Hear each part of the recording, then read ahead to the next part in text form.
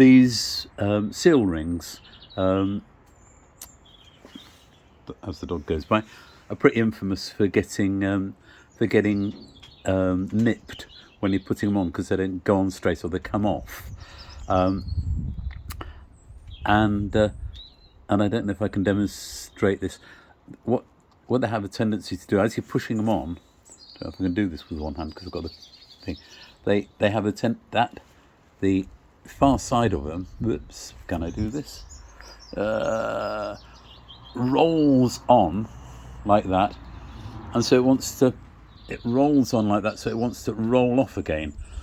What I found is, maybe if I can hold this between my knees and get a plastic thingy there, and if the dog doesn't get in the way, if you push it up, I've got the luxury of doing this on a with it not under the car.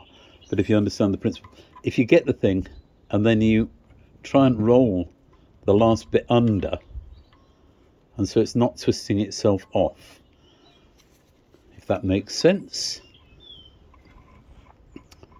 It's just rolling that last bit under, because as you're rolling it on, the last bit is rolling on and then wanting to roll off again. But if you go underneath it and push it on, then it sits on nicely. And I know this one didn't nip because, like a twit, I put the thing on upside down. I've had to take it off again to put it back on again, and took it off, and it was right as ninepence.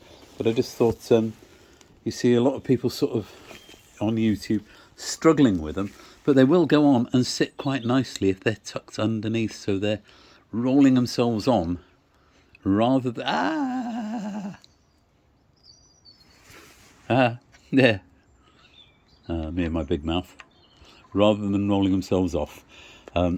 So having inadvertently done that, it's tricky with one hand. Between my knees again, phone between my knees, and get those sides rolled on. That side is rolling. I don't know if you can see it rolling, and it's going to want to roll itself off, but once it's on, you tuck the underside under. So basically it's untwisting that bit, and if I don't mess about with it, it'll stay on right as ninepence as the next bit goes on.